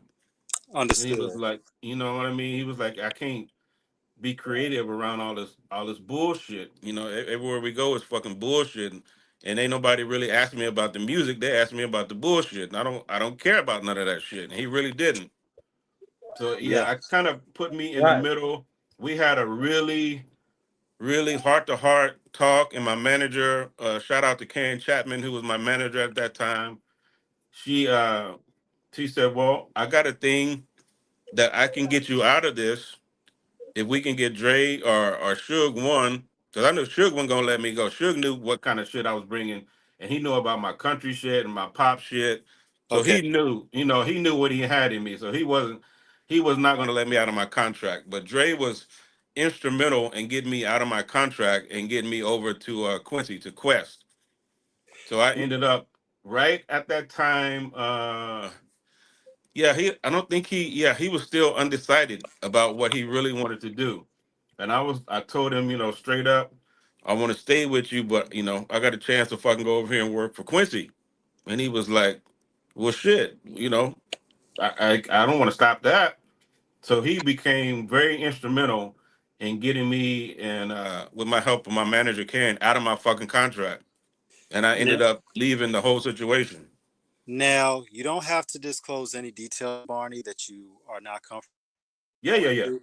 But what in terms of the because the main thing is with Death Row, Suge and Dre were 50-50 partners. Right. How does that work in terms of those contracts in reference to who has the authority to release people from it in terms of how these nuances, the fine print is set up? Uh, I honestly, I can't tell. I don't know actually who had more power, or if he even had the power to do what he did, but he did. Understood. So Say I'm less. I'm Say thinking less. that he had to have some power in the situation, because it took about 2 weeks, and again with the help of my manager Karen, I was out because Suge was not letting me out. He was like, "Fuck no! I know you can sing, you can write, you can produce, and I know you can do a bunch of different shit." So he was not gonna let me out. But the blessing in the situation was he got in trouble himself. Right. But it kind of took the focus off of me because he was worried about his own ass at that time, and I was able to squeak out of there with the help of Dre. Man, the only thing I could think of from my understanding is obviously Dre was in charge of the musical aspect, oversaw what was going on with that. So Dre, Yeah, you wasn't rappers per se, but musicians like yourself. It was like, oh, these I'm working with, so I have say over what goes on with these guys. yeah, I can make yeah. that assumption. Okay, so I end up going to work with Quincy Jones and QD3, and obviously you do work that is work of a buffet of genius in terms of your scope and your ability. Um, how did we land in this lane of you doing country now? It's always been my first love. It's my first love. It's I'm from a, well, it's bigger now, but I'm from a really, really small town where everybody makes jokes about it. I'm from a town where every black person was related, and that was some real Oh wow! shit. All the black people in the town were related, Oh wow! so it was like that was a really, I don't even. It was the predominant music that I would hear all the time, but I liked it. I liked the stories. I like how it was really genuine. Like you could see somebody just playing a fucking guitar and just singing some shit, or sitting at the piano and singing some shit, which really wasn't popular in any other genre of music. So it became something that I really, really, really fell in love with. And then I found out, looking through some old pictures and some old reminiscence of my mom's past, of how she was used to sing country music. Okay. And it became, then it became like a thing. I'm like, okay, let me really dig into this. Let me really start paying attention with how it's phrased, how it's worded, And plus, I swear to you, dog, I used to have an accent. You would think you were talking to a white boy at one point. If my shit was bad. Well, I mean, when you look at it, blacks in country is not a foreign concept. When you look at the late great, when you look at Yeah, Ray Charles, he did a couple country songs. I mean, yeah, when you look at some of the up and coming artists today, I mean, Beyonce did a whole country album. When you look at yeah, Shabuzi, when you look at Darius Rucker, when you look at Ashley Amber, you yeah. know, A ton Cowboy of artists. Troy. Yeah, there is a where the music has been obviously categorized from a white space. Yeah. The musician, but as a black man first, Barney, Oh what does yeah. it mean for you to be able to participate in creating a lane that not only shows diversity, but talent in that diversity and inclusiveness? Oh, it's everything. It's absolutely everything, man. I'm sitting here in the studio. So this is it's not something that I play it's not something that I play with, it's not something that I toy with. Music is actually my entire life. Besides my wife and what I have, this is what I have is the music and the love of making music, the love of producing music, and not just one style. I pride myself on not doing one style. I never This country thing is kind of happened kind of out of the realm of what I wanted to do because I never really wanted to be a star person because I don't know if I have the ability to not say something back to somebody that says something negative to me. You know what I Right. mean? I don't know if I have the ability to not clap back. So I'm like, that's probably not a good start for being a so-called star person. But everybody that has listened to the songs that I've written, the first question kept being, "Well, who's singing this shit?" Right. And I'm like, "I'm singing it." And the room would get quiet, and people would look around, and I ended up singing for this publishing company in Nashville. And the guy was like, "I'm just gonna tell you straight up, the songs are beautiful. You've written some beautiful songs." He said the problem is going to be is nobody's going to want to follow this. And I said, "What do you mean?" He's like, "Nobody's going to want to try to reproduce this because you're singing country music with a really deep, a deep country accent, but it's still got so much soul into it." And he was like, "I just don't think anybody's going to do it better than you. So why don't you just do it?" And it took about a month, and they have convinced me to step out front and do it. But it's something I always wanted to do, but I always wanted to be on the other end. I always wanted to produce and write it, not necessarily be the front person. That's dope, man. But the fact is, your talent is just fluorescent. It's radiant enough that it can't be denied. I mean, and one thing about it is when you have a gift in abundance like you do, the greatest gift you can do is to share with others and bless them. And Right, for right, especially for people that look like us, yeah, we need to know. Me personally, growing up, loving heavy metal music, thrash metal, yeah, people would look at me like I was weird, but it's yeah. like, See, that was my very first concert I ever went to was Iron Maiden. hey, Murray, Adrian, man, look, man, oh God, Steve Harris, Nico McBrain, oh man, I No, mean, exactly what you're talking about. Matter of fact, that was me and Dre's really first bonding moment. When I finally got to the studio, I can't remember what we had started on. I think we were doing keyboards for we were getting ready to do Doggy Dog World, uh-huh, and I had came a little early to set up because I was going to do something later. Then I was going to come back, so I set up my keyboard and we set up the Rhodes, and I started playing this song from Portishead. mm-hmm. and I was playing it and playing it over. You know, they were getting the sound right.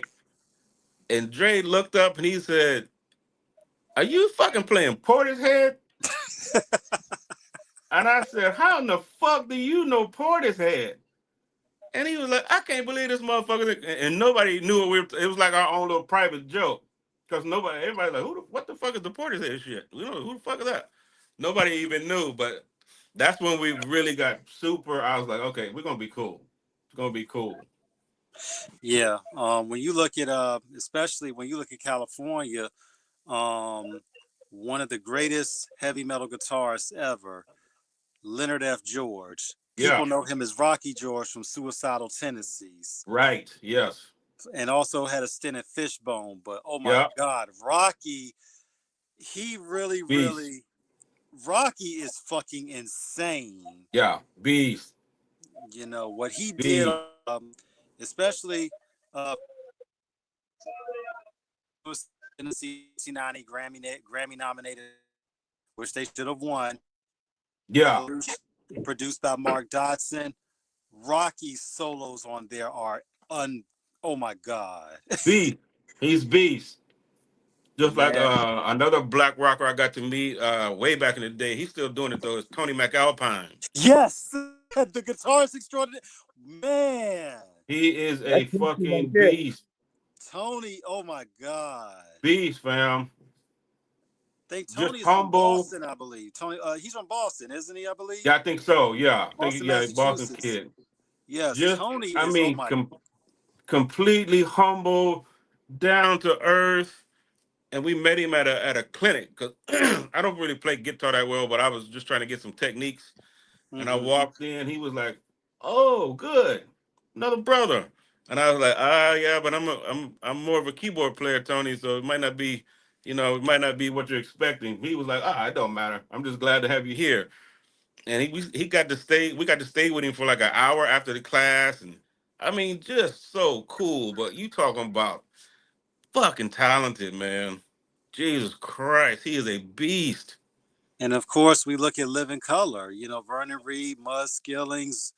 Hate they broke up, man. Man, I mean, it's. I mean, when you think about what they did with Cult of Personality off their 1988 Vivid release. Game changer. Yes. And then, of course, in 1990, when they did Times, which was... they reunited. I think they reunited recently, though. They was at WrestleMania. Oh, no shit. Yeah, they did CM Punk's introduction. They reunited recently. Oh, wow. That's good. That's good. Yeah, I hated they broke up, man. And of course, we can't forget Eric Gales of the Eric Gales Band. Eric Gale. Well, actor Bokeem Woodbine. He's a rocker. I did not know this. He got a little 3-piece rock band. Okay, so the man is an actor. He showed so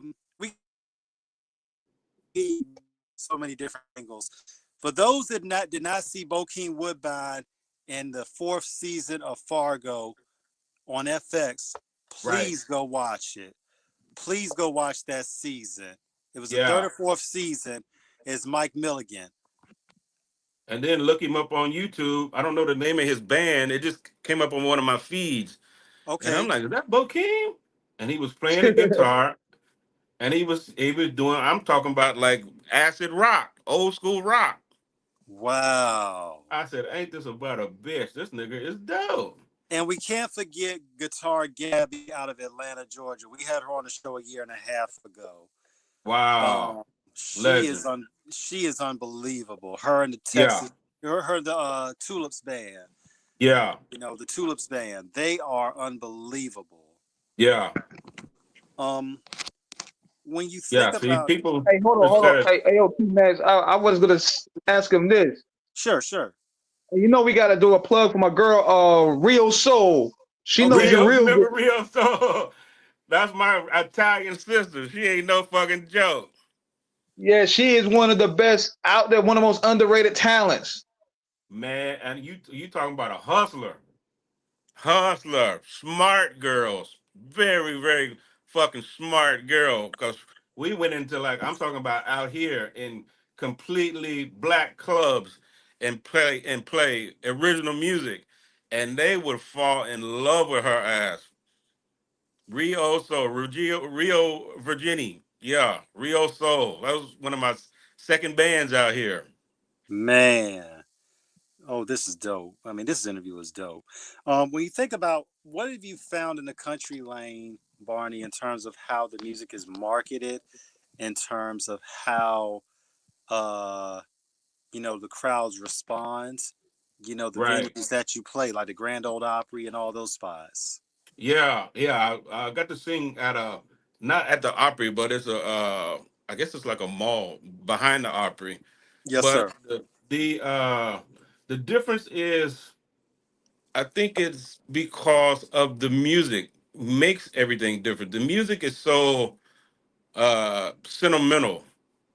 It Even is. though, people always joke about the dog dying, the horse, whatever, whatever.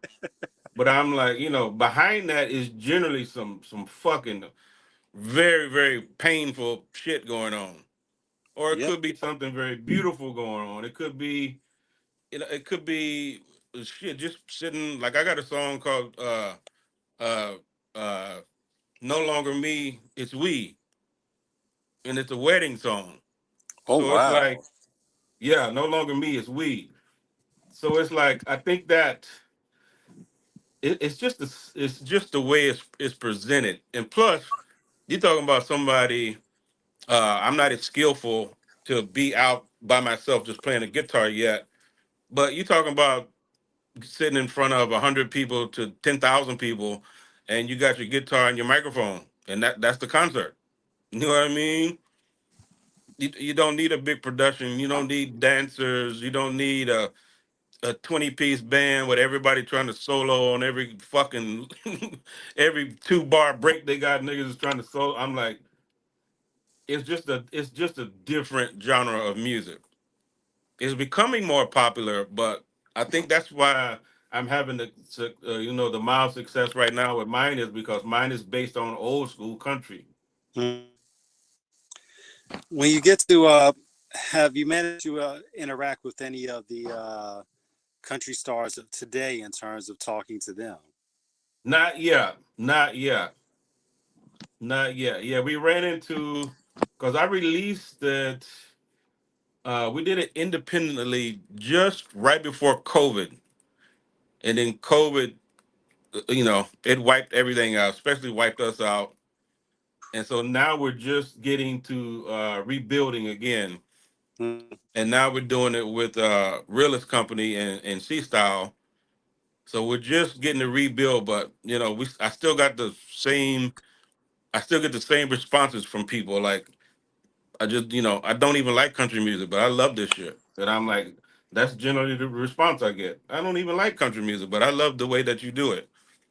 So it's working, man. We just got to keep pushing. And one thing about it, in a society that tries to label us and box us in, that tries to put parameters on where we were meant to stand out to where we get suppressed, representation, expression, breaking norms, and challenging convention are of the utmost imperative, Yeah, because it is not meant for you to live your life by somebody else's definition of who you should be or what their preferences is. It is yeah, about what you are able to express and what you feel, and not what you feel, but how everybody else feels because of it. yeah, yeah. I learned there's such a backing behind it that people really don't understand. Like I had never heard. I got the chance to do this. Be a guest at this Bill Pickett rodeo. They were doing like a country soul music type, thing right before one of the Bill Pickett rodeos, and I got to meet like so many celebrities, man, that are actual cowboys that got horses, got it was mind blowing. I got to meet some of the guys from the Compton Cowboys. Never even heard of them. They actually in Compton with horses and got it's unbelievable the backing that black country people share and have that it's just not it's not scene is not prevalent, but it is definitely there. There is a backing. Well, I mean, we also have the history in country in terms of the westerns, in terms of like Nat Love and of course Bass Reeves. Yeah, You know, right. Stagecoach Mary. You know what I'm saying? Exactly. So we have the history there. Yeah. Um, okay, so now we got to go ahead, strong arm, blackmail, hold hostage. When are we gonna see you at that Texas rodeo in Houston? Oh man. Whenever they call or whenever we get this record really popping, that's a good because we got a. I'm very connected with the Bill Pickett rodeo people. I'm sure you're familiar with Howard Johnson. Yes, sir. Howard Johnson. People that don't know him, he's the one that sings so fine, blow my mind." Howard is a full blown cowboy. Okay. At his house right now, he got 3 horses. But yeah, in Burbank. Yeah, this ain't in. We're not talking about Pasadena somewhere out in Burbank. In his backyard, he got 3 horses. Mm, So he mm, mm. is a real live cowboy. That's So it's dope. like we're very close. We become that's like my big brother in the industry now. So yeah, things are working, man. Things are working, and with support from you guys and new people that are open to hearing country music. We got a good shot. I think we got a pretty good shot. One thing that we love about this show, and you are another illustrious and incredible chapter in our history, Appreciate it, fam. is that for us, off the cuff radio is hip hop at heart because it's about being hip to the streets and hopping, moving forward. But Right. it's About the also about music. yeah, but it's also about a diversification of dialogue in terms of wherever somebody has something creative, something dope, whether writers, chefs, country artists like yourself, porn stars. Shout out to Candy Baby and Sierra. Right. And I mean, it's the human experience is a very, it can be complicated, it can be nuanced, but it's also beautiful. It is also diverse. Yeah. It is also a testament to achievement and perseverance. Yeah. Everybody has a story. You have a story. You so graciously shared with us in such detail. Oh, I love it, man. I mean, I this love it. And is this is the only interview I've ever done. say what? This is the only one I ever done. I've turned down every interview. People always ask, and we know you were there, and I'm like, nah, I really ain't got nothing to say. I really ain't got nothing to say. But yeah, this is my first interview. Um, it just felt comfortable. I trust realists. That's my brother, and he was like, "No, these are good people, man." And I'm like, "Well, if they're gonna play a country song on a hip hop show, they can ask me whatever. And we can talk about whatever. I'm good with that. I'm cool." That's what we do. That's what we And I do, brother. Yeah, and I I appreciate it. I so appreciate it. You don't even know. well, the one thing we appreciate you because one thing is there is nothing more important than showing black people in avenues that people would not expect. And that's how Right. we begin to show the true texture of where we are so, we may have a certain experience that we come from, but that experience does not limit us. But the experiences we have in life allow us to evolve and flourish in that process. That's Yeah. important. Yeah. Yeah. Um, That's what one of the conversations I have. I still don't know who this guy was. I saw him in the room.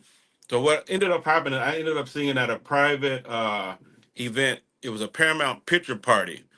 So okay. I'm all LA'd out. I come with my tracks and it ends up being at somebody's house in a living room with like 40 people. And I'm looking around like I got these fucking tracks. Man, this shit ain't gonna work in here, man. I'm looking at my manager like, why you? He was like, I thought it was gonna be at a. So we was both fucked up because people just in there singing with their guitars and shit, and I'm walking in fucking black cowboy from Hollywood with my tracks. I was like, nah, fuck this. Okay. I saw the piano. I said, I'm gonna have to play and sing to get my point, get my point across. So I played and sang, got a standing ovation. Thank God, worked out. And one of the guys, I don't know how nobody has still told me who this guy is to this day. He came up to me. He said, I got to put my accent on you so you get the full gist. And this dude is, you talking about a big old white boy, 6'6", got to be 300 pounds, big beard gut, big rings on every finger. So I know what I'm looking at. I just don't know who he is. Means it's money and a whole lot of influence. I know what I'm looking at. I just don't know who he is. Right. He came over and he says, well, I tell you what, Sean, I don't know how you got out of that Suge Knight fucking situation, but I tell you what, you might have a home here in country music. And I looked at him and I said, Suge Knight? How did he know about it? He said, yeah, I did a little research on you. And I was like, oh, okay. And then he fucking walked away, didn't say nothing else for the rest of the night. So I don't know who that dude was. I don't know who he was, but he knew who I was. He knew where I came from. One thing about it, when you get those type of conversations, best believe they gonna do their homework, and it's not a bad thing. But the thing is, because obviously you make house calls, so this was not this was something you were compensated well for. So, yeah. So when you're dealing with those type of bookings, and you see certain people there dressed, you already know, like, yeah, I knew. Yeah, it's like, this is a heavyweight. Like this. Yeah, I knew what I was looking at. I'm from that small town. I've been around multimillionaires. I've been around billionaires. I've got to see it and what it looks like. And got to work around people like that. So when I saw him, I knew what he was. I just didn't know who he was. But He knew exactly who I was. He called me by my name. He said Suge Knight specifically. I don't know how you got away from that Suge Knight fella, but you might have a nice little home here in country music. And I was like, who the fuck was this? Who's that? I'm looking at my manager like, who the fuck is that? And he's like, I don't know. Well, how long ago was this, and have you gotten any calls that might be connected to that since then? I've got 2 calls since then, and 2 calls from 2 publishing companies there in Nashville. Okay. So yeah, he made some phone calls. It's starting to pick up. It's really starting to pick up. People really love. I got some killer songs on there, man. Because I've held these songs, and here's the crazy shit. Okay. Every song that's on that record, if you get a chance to check it out, is probably 25 years old. Oh, damn. And I've always kept them. Anytime I played them for people, black people, white people, Spanish people, those were the ones that always got an immediate reaction. Okay. And I would be like, okay, boop, let me take that one out of there, out of the catalog. Oh, yep, let me take that one out of the catalog. So these are these are just 13, but I got 25 out of I had like a 50 song catalog that I used to present to yeah. I mean, that's what I do. Like Real said, my first studio was in my bedroom at the end of my bed, and I had a power strip that I could roll over. I would step on the power strip, everything would come on. I'd go to the MPC, I'd turn on the microphone, and we working. And that was every day, all day. So I'm still here. It's just the settings have changed. Technology is different. So my studio is a lot smaller, but it's the same thing. I come downstairs, come in here, boop, turn on the button, and I'm working. So yeah, I had a 50 song catalog, but these 25 got the most reactions from everybody. Like people were floored by them. And so those are the ones. This is the first series that I'm pushing here, and I already got my second record done and ready. That's dope, man. So what's the deal? Is this going to be an independent, or are you looking for distribution or a label deal, or how is this whole process being worked out right now? We have distribution, Realist, and Big C Styles have distribution. So we're gonna do it independent. That way we can control it. Um, if there was a major to come, it would have to be in our interest. Understood. That's the Understood. only way that we would do it. I mean, it would really help with a lot of the stuff. You know, being older to us, we're not really. I'm not really social media adapt. You know, I don't want to. You know, I'm motherfucker don't want to hear what I'm having for breakfast. I don't know how. You know what I mean? I don't want to have to get up and be like, hey y'all, I'm having bacon, eggs. I I just can't do it. I can't do it. But yeah, to have that part of the engine will be great to help us promote and push. But it would have to be in our favor, and the only way we get it in our favor is to kick ass as independent, which I think we can do. Are you going to do a limited? Are you going to do any physical press ups or anything like that? Yes, Perfect. yes, yes. Um, We will keep you guys. I'll keep you informed. Every move we make, I'll let you know. we appreciate it. No Um, doubt. in terms of how the music is marketed today, how do you feel in terms of where some people say that physical copies are outdated and people rely on the online? Because obviously, when you were moving back in the day, when you all were really at the peak of it, y'all was slinging that shit like product on the Singles, block. boxes. We used to put boxes in the back of the fucking car and go to every little town around here. I went on like five little promotion tours where we would go to like the little town or we would drive somewhere like out to Bakersfield.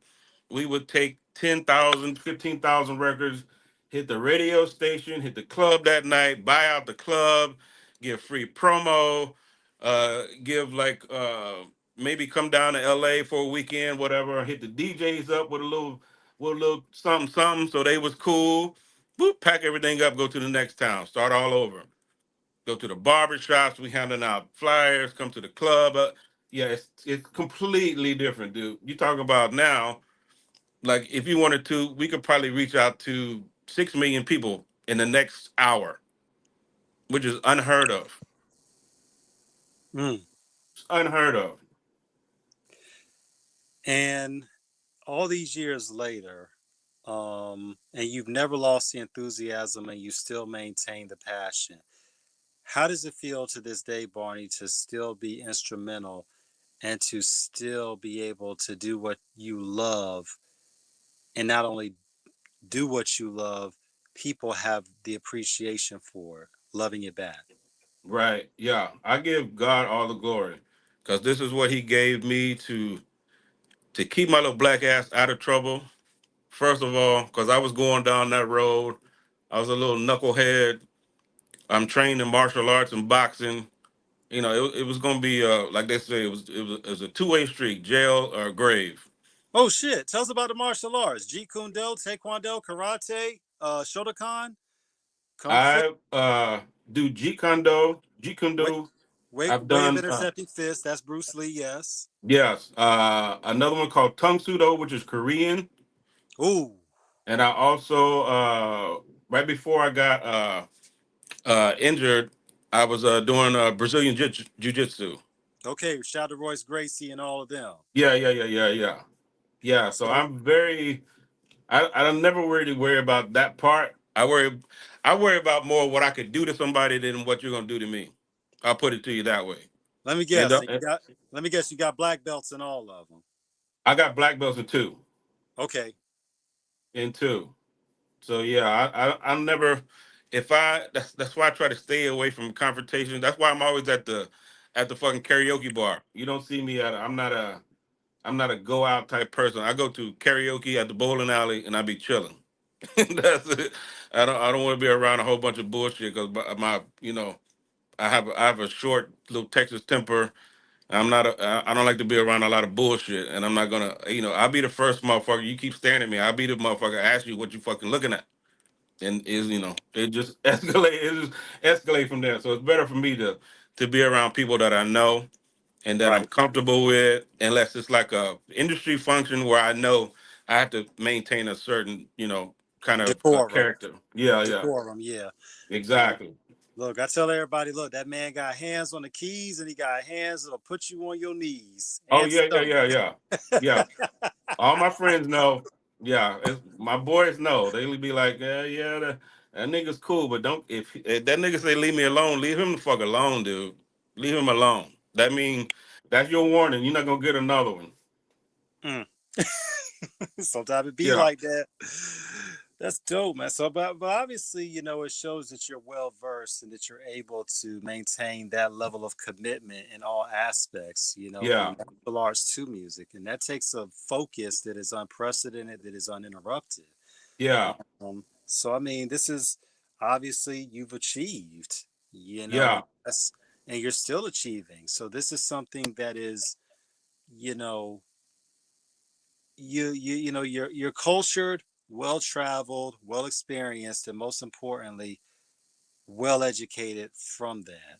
And that's yeah, helped you in terms of your endeavors from the past to this day. yeah, Um, yeah. whereby I the always try to think of it as Mhm. there really are. Well, I always believe there's no coincidences. I don't believe there is. I don't really think there are bad experiences.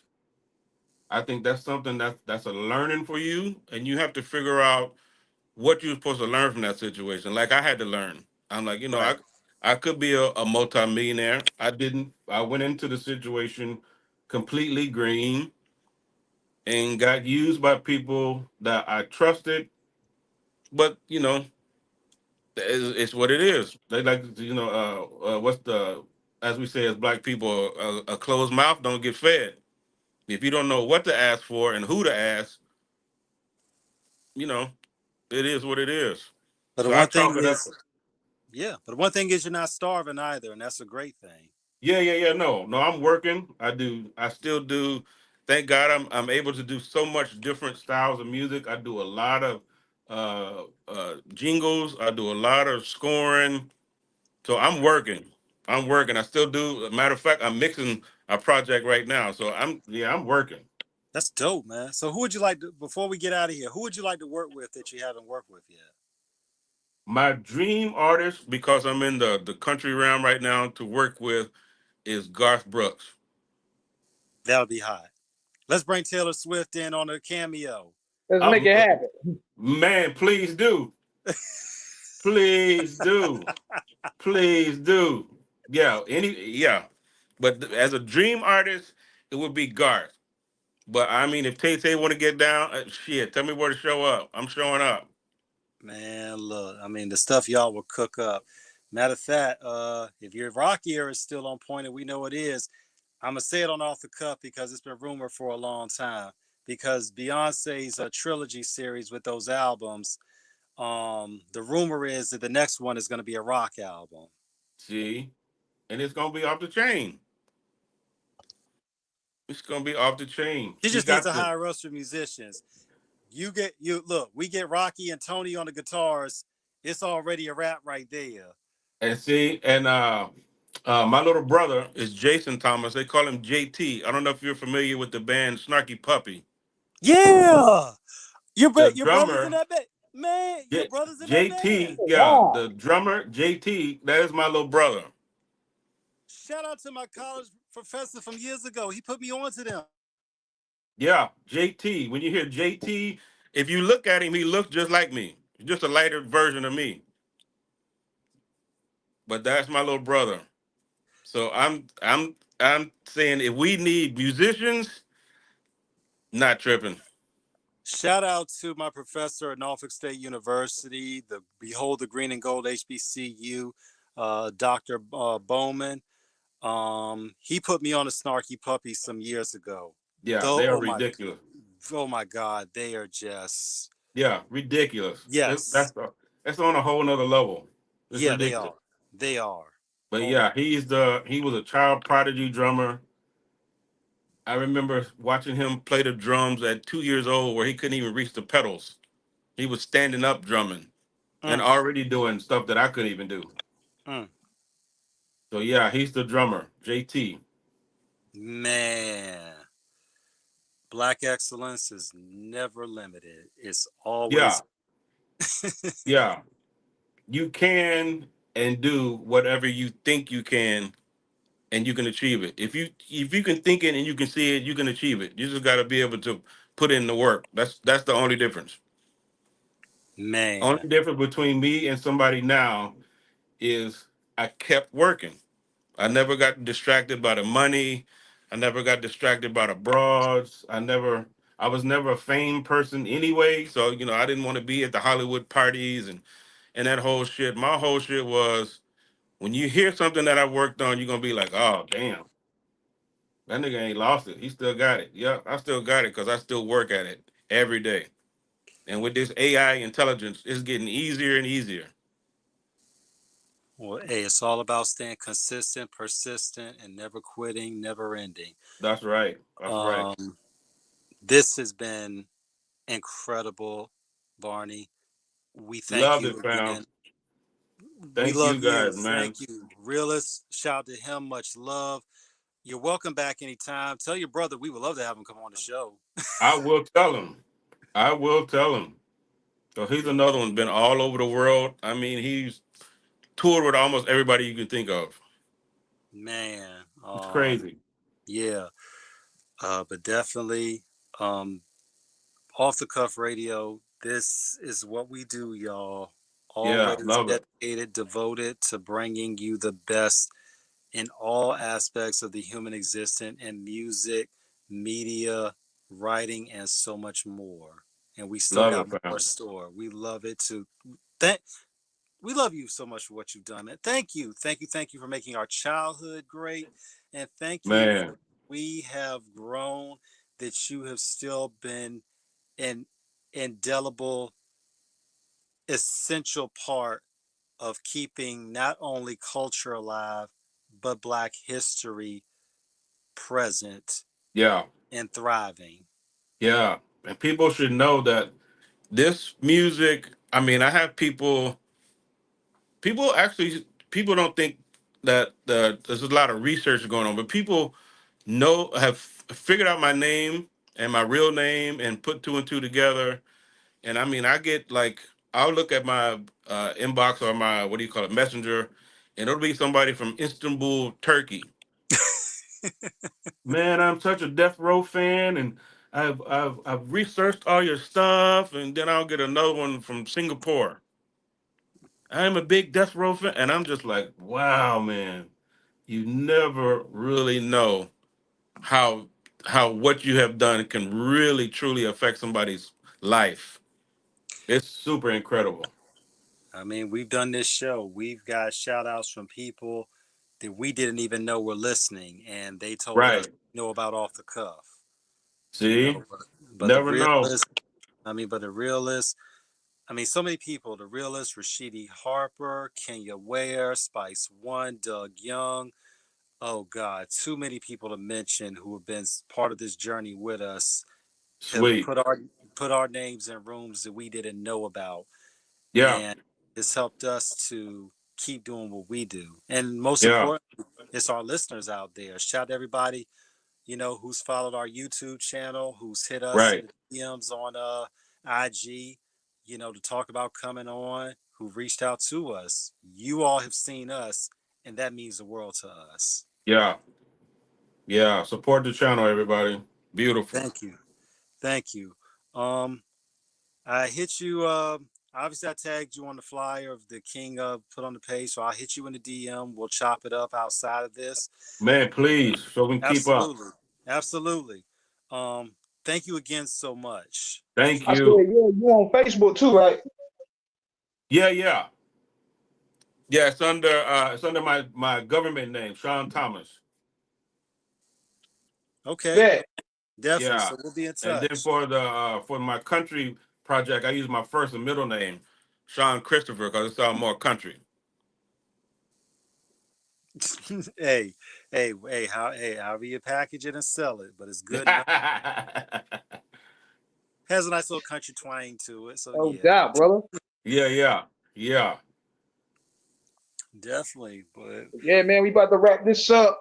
Okay, man, fam. It was a dope deal, man. Big shout out to Realist for helping us out, making this Yeah. connection happen. And we definitely gonna do some more down the line, man. Be sure y'all go check out that single, Baby You Are. Yes, sir. Please do. Absolutely.